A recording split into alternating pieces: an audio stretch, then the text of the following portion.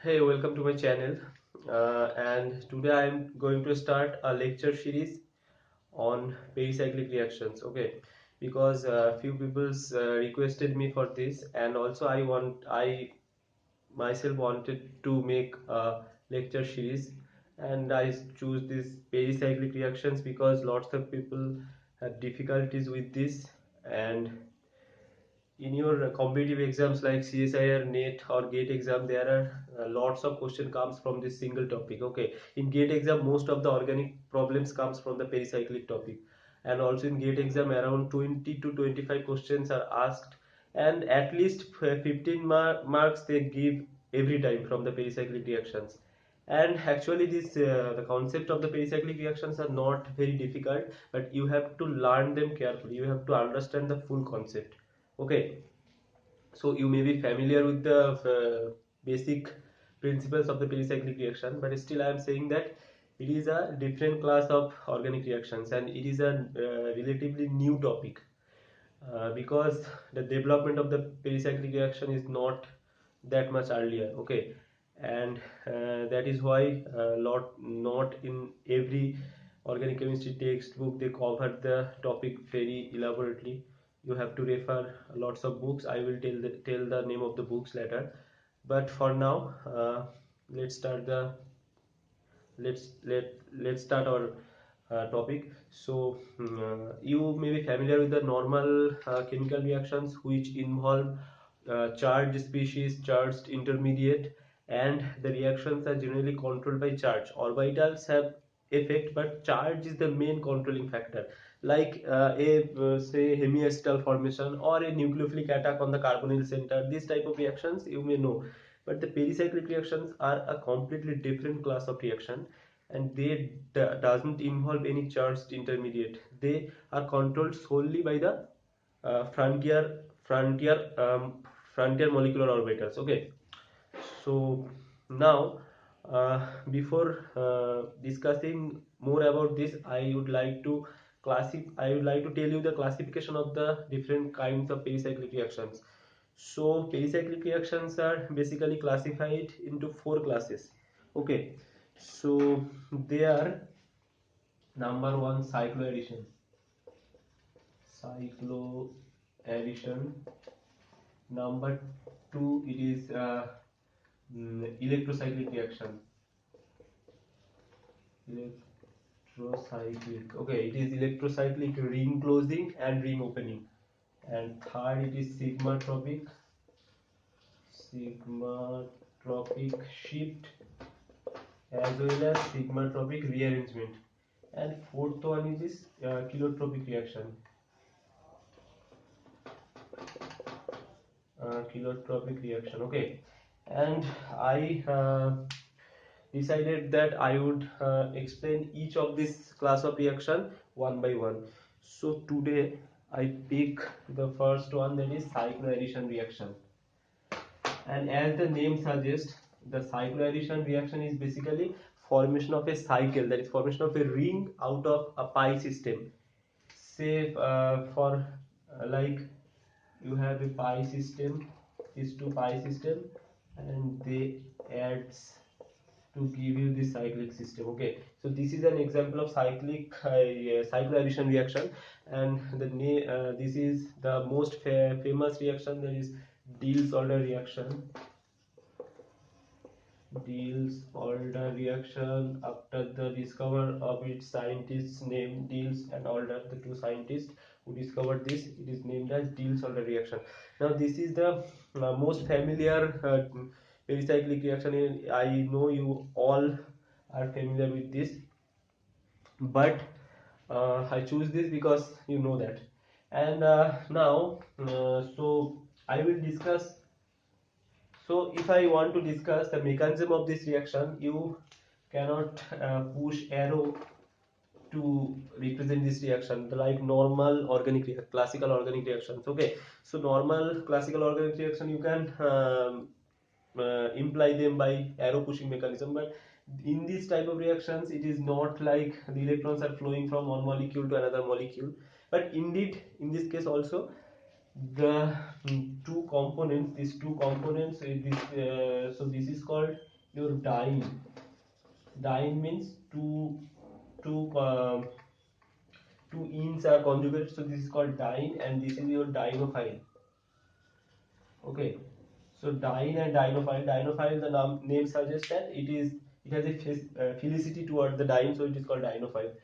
So these two components react. Now either the HOMO of this dienophile and the LUMO of this uh, diene, or its LUMO and the diene's HOMO can react. Okay, so the combination should be HOMO LUMO or LUMO HOMO, the reverse. Okay, so one's HOMO and one's LUMO can react to do this reaction. Now, before looking into the frontier molecular orbital concept, I would like to first tell something about the diene part.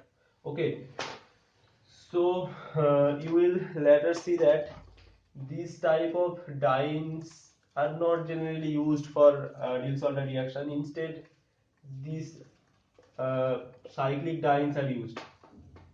Okay, so to be a good diene for a Diels-Alder reaction, it has to match with two factors. One is electronic factor and one is stereo factor. Okay, so first I will discuss about the stereo factor, and then I will discuss about the electronic factor, because to understand the electronic factor, you have to be familiar with the FMO concept, that is for frontier molecular orbital concept. Now, from the stereo factor, the questions are given in the competitive exams. You have like such as you will be given these three dienes, and they will tell you to arrange them in order of their reactivity towards the Diels-Alder reaction. So let's say you have given these three dienes. Now, without knowing much details about the Diels-Alder reaction, you may notice that for this reaction to occur, although I am writing the arrow pushing mechanism, this is not the correct representation. Instead, you should put this dotted bonds to represent the mechanism. Okay, but arrow pushing mechanism is generally accepted, and you are getting this product. Okay, so in this case you can see that for this reaction to occur, the most important factor is this diene should have its S-cis configuration. So S-cis, S stands for this single bond, so cis with respect to single bond. So it can have two configurations, either this or it can have another configuration, this. So this is called S trans, and this is called S-cis, because it is cis with respect to single bond and it is trans with respect to single bond. Now, by looking at their structures, you can easily tell which diene will prefer to be in the S-cis form and which will prefer to be in the S-trans form. First of all, this diene has no choice, but it has to stay in the S-cis form because it is locked in this position. It cannot go to the S-trans configuration. So it will be best among these three for a Diels-Alder type reaction. Now between these two, you can see that in the S-cis configuration, these two methyl groups encounter each other. So there is a severe steric hindrance, but instead here only hydrogen atom. So much there is no steric hindrance at all. So it will be the population of population of S-cis form of this will be much greater than this. So if you number them 1, 2 and 3, and you have to arrange them in order of their reactivity toward a Diels-Alder reaction, it will be 3 greater than 1 greater than 2. So this type of question they ask in your exam, and you should be careful at looking at the structure, and if you solve few questions you can answer them, and I will later discuss some questions from the exams like NET or GATE. So this is your diene part. Now look at the real mechanism of the Diels-Alder reaction. So first of all, although I am writing this, like they both are in same plane and they are reacting, it is not actually the case. So actually the diene and dienophile part, they doesn't come like this same plane. Instead, one of the, either the diene is here and the dienophile is coming from the upside, or the reverse, that is they are in different planes, so they come closer and their frontier orbital interact to give the product. So for this I have to draw the frontier orbitals involved in this reaction. Okay, so let's say I take the HOMO of the diene like this. So HOMO of the diene would be the pi orbital. Okay, and you know the symmetry of pi orbital is this. And then the LUMO of the dienophile.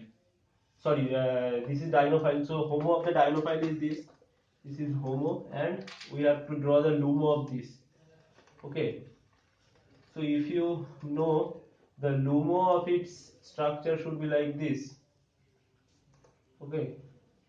So in its LUMO there are two nodes. Okay. So this is your LUMO. Now see, the sign of their lobes perfectly match to one another. So this your dienophile is in this plane, and your, so this is your LUMO, and your diene is in the upper plane. So they come closer, their frontier orbitals interact, and you get this product. Okay, but you can draw it in the reverse way also. That is you can use the HOMO of the diene, that is you can use the HOMO of the diene instead. So its HOMO, so its HOMO will be like this. There will be only one, node, and the LUMO of the dienophile will be the pi star orbital. Okay, and you can draw it like this. So there will be one node. Now again they have the same symmetry, so they can interact to give you the Diels-Alder product. Now it is not so both interactions are there, and now I will draw a simple molecular orbital diagram of all the molecular pi molecular orbital diagrams of the diene and all the pi molecular orbital diagrams of the dienophile, to explain which interactions are more effective, that is either HOMO of this and LUMO of this, or HOMO of this and LUMO of this. So if I draw this, it will be clear. Now let's say we are considering a reaction between this diene, and say our dienophile is like this. So this type of dienophiles are generally used where there is electron withdrawing group adjacent, and this is conjugated to the double bond. These are used, not a normal diene like this, are dienophile are not used in the Diels-Alder reaction. And why this is so, I will discuss just after few minutes. So first we draw the molecular orbitals of the diene. Okay, so this is our diene molecular orbitals.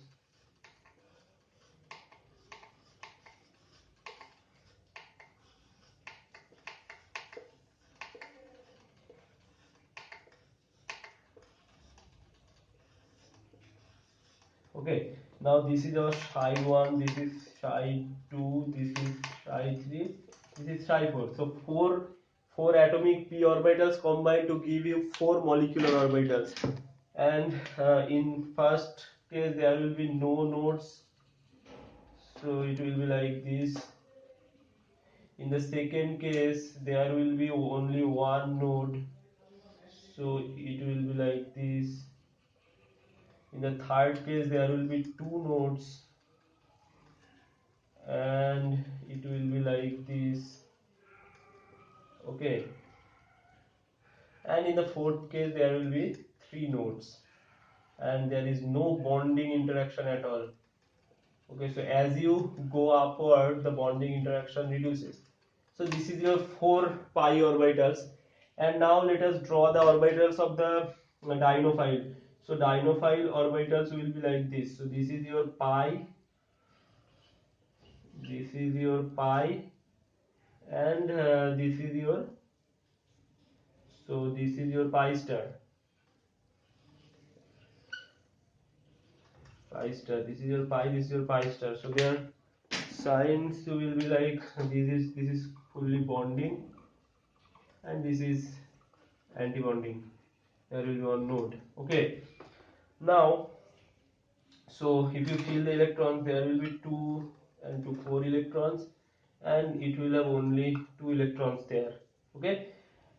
So you can identify this is the LUMO.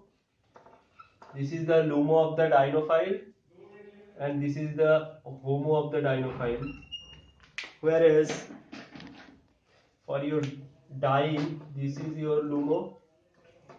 LUMO means lowest unoccupied molecular orbital. This is your lowest unoccupied molecular orbital, and this is your HOMO. Okay. So now either its HOMO and its LUMO can interact like this, or its LUMO and its HOMO can interact like this. Now if you look carefully, that carefully at these two interactions, you can identify that this blue dotted line is longer than this red one. Okay, that means the HOMO of the diene and the LUMO of the dienophile, they interact much stronger than the HOMO of the diene and the LUMO of the dienophile. So this interaction, this red interaction, is the most important interaction. Okay, so this is the most important, and this interaction is not so important, although it is there, but it is not so important. So we have to primarily focus on this interaction, that is the LUMO of the diene. So LUMO of the diene and the HOMO of the dienophile. Okay, so this is the most important interaction which we have to consider, and that, so we are erasing the other orbitals which are not important here. So psi2 is important, psi2 is important, and these are not so important, so we are erasing it. So we have to consider these two orbitals.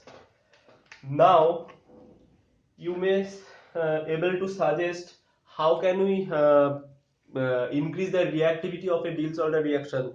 So from your from what I have said just now, you will be able to say that if I am able to increase the energy of this HOMO, energy of this HOMO, or lower the energy of this LUMO. So either I have to increase the energy of this HOMO, or I can lower the energy of this LUMO. So they will be closer, and their interaction will be even more stronger. So to increase the rate of a Diels-Alder reaction, what I have to do is that I have to lower the energy of the diene, lower the energy of LUMO of the diene, and increase the energy of the HOMO of the dienophile. Or I can do both at the same time, or just rise the energy of the HOMO, or lower the energy of the LUMO. Any of this combination will give you a much faster Diels-Alder reaction. So if you remember, I just said that instead using this normal alkene, we used alkene like this, where there is a conjugating group. So why I am using this, you will be able to tell this from this concept which I just discussed. Because due to the presence of this electron withdrawing group, they lowers the LUMO of this dienophile. Okay, so presence of these two carbonyl groups, electron withdrawing carbonyl groups, they lower the energy of this LUMO. So the energy of this LUMO is lowered, and that's why this interaction will be much more stronger. That is why you will see that in every case we will use a diene like this. There will be CHO or like a ester group CO2ET. So in every time we don't use a normal alkene like this which has no substitution, because in this case the reaction will be much slower because the energy gap will be high. The low energy of this energy of the LUMO of this compound will be very high and their energy gap will be high, so the reaction will be slower. At the same time you can increase the substitution pattern in the diene also. So now I will tell you the electronic factor which the diene should have. So I told you the about the stereo factor, that it should be in A-cis configuration, and another factor is that, so this is a simple diene, and instead if you use this substituted diene like this, it will react much faster, because due to the presence of the substitution, the HOMO of the energy of HOMO will rise, and it will be more closer to the LUMO of the dienophile. So due to the rise of this energy of HOMO, it will react much faster. So this is your electronic factor. So these two factors, stereo electronic factor, will decide how good is a diene for a Diels-Alder type reaction. Now this is the mechanism of the Diels-Alder reaction. So now I will discuss a few examples to discuss about the stereochemistry of the Diels-Alder reaction. Okay. So first of all, let's say you have a diene, normal diene like this, and your dienophile is like this, CO2ET, and here CO2ET. Okay, so this is the ester of the malic acid. Okay, so malic anhydride, this is the malic anhydride, and when it reacts, it will give you a product like this. Both the ester group are in same direction. Okay, whereas if you use fumaric anhydride, that is the trans isomer of it, you will instead get this product. Of the ester group will be this side and other will be in the reverse side. So the stereochemistry of the starting material determines the stereochemistry of the product, and that's why Diels-Alder reactions or 4+2 cycloaddition reactions are stereo-specific reactions. So one particular isomer give only one particular product. Now how to explain this? So as I have said previously, that these reactions are controlled by orbitals and they are concerted reaction. So both this bond making and this bond making are occurring in the transition state at the same time. So there is no chance of bond rotation. And if I draw the hydrogen substituent here like this, and here you have also two hydrogens. So I told you previously that the reactions occur such that either let's say the diene is in the bottom side of the board, and now the dienophile is approaching from the upside. So when it approach over the diene, so this hydrogen has to go upward. So if I draw it, if I explain it like this way, I have to draw this like this. So first it approach like this. So your hydrogen is here. So your hydrogen is here and your CO2ET group is here. So when it approach like this and the sp2 center become sp3, it will be like this. Okay, so your hydrogen go upward, that is your hydrogen go upward. So this is your hydrogen, this is your hydrogen, this is your hydrogen, this is your CO2ET groups. They approach like this and they move like this. So your hydrogen go upward and your ester group go downward. Same thing occurs here, the configuration is same. Okay, and that's why the hydrogen will go upward and this will go downward. So for the cis isomer this occurs. Now for the trans isomer, so in this case your hydrogen is this side and your CO2ET group is this side. So hydrogen will go downward and this group will go upward. Again, in this case, the hydrogen is in inner side and the CO2 group is in outer side. So hydrogen will go out of the board, that is this, and the CO2 will go group will go downward the board. So this is how you have to determine the stereochemistry of the Diels-Alder reaction. Now this is the part from the this is from the diene part, sorry, dienophile part. Now let's say if when your diene has also stereochemistry, so either your diene can have this stereochemistry like methyl group here and methyl group here, so it is C strands. Okay, so this is C strands configuration, and we are deliberately using this alkyne instead of alkene because we don't want to introduce further stereochemistry here, cis or trans, because that will make it more complex. So we are using this.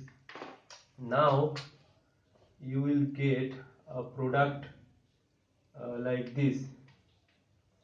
So you have CO2 group. This is sp2, this is planar, so there is no stereochemistry. But if this group goes upward, the other will go downward. Okay, and at the same time, if you use the trans isomer, that is, this is trans, this is also trans, and you are using the same dienophile. So in this case you will get CO2 and here CO2, you will get either both upward or both downward. There are 50-50 possibility. So how can you explain this? So again, let's say this is this diene part is in your plane, dienophile part is in your plane. So this is your dienophile. Now your diene is approaching and this is the stereochemistry of your diene. So this green marker represents the methyl group and the blue marker represents, so I will read. So this blue marker represents the hydrogen, okay, and the red marker represents the so the red marker represents the methyl group and blue marker represents the hydrogen group. Okay, so now when it will approach like this and it will bend like this after transforming from sp2 to sp3, it will bend like this. So your methyl group comes upward like this and your hydrogen atom will go downward. Same thing occurs for here. Your hydrogen, so your blue pen is for hydrogen and red for methyl. Now when it approach like this, so it will bend like this. Your hydrogen will come upward in this case and your methyl will go downward. Same rule you can apply here. I am giving you to this. You will apply your rule. So the you can memorize it like this. So the inner group, so if you which part you are adding from the upward direction, you have to consider about this only. So for that the inner group will always go upward. So in this case, if I think like this is in my plane and this dienophile is approaching from upward, so then the product actually will be, this methyl group will be downward. Okay, but the either way they are in the same direction. Okay, so this is your methyl group and your hydrogen group will be here. Okay, so the group which is at the inner side, it will be upward, and which is at the outer side, that will be downward. uh, this is the rule when you are approaching from the upward direction. If you approach from the downward direction, then the rule will be the opposite. Okay, so this is how you have to identify the stereochemistry of the products. and this needs few practice. Just one attempt you cannot draw the right product. You have to practice several times to set your hand. So this is the problem. And now I will tell you about the books which you have to read for the pericyclic reaction. So first I will tell you that you have to read the Claydon book. Whatever I mentioned here, all are there in the Claydon book, and it is a very good book to start with. So you can understand the thing after reading the book. They explain the things in a very simplified way. Okay, so after you read the Claydon, then you can read the Ian Fleming, uh,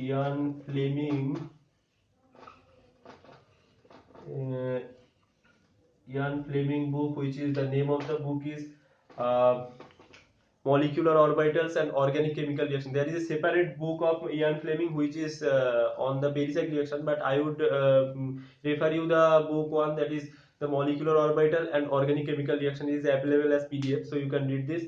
And then you can also read the book of Gilchrist, Gilchrist and Storr. Okay, so this book is only for pericyclic reaction, but remember you have to first read the Claydon book, because in that book they explained it in a very simplified way, and in the next video I will discuss the remaining part. So don't forget to subscribe my channel, because if you subscribe my channel you will get my you will miss my updates. And if you like the video, then give a thumbs up.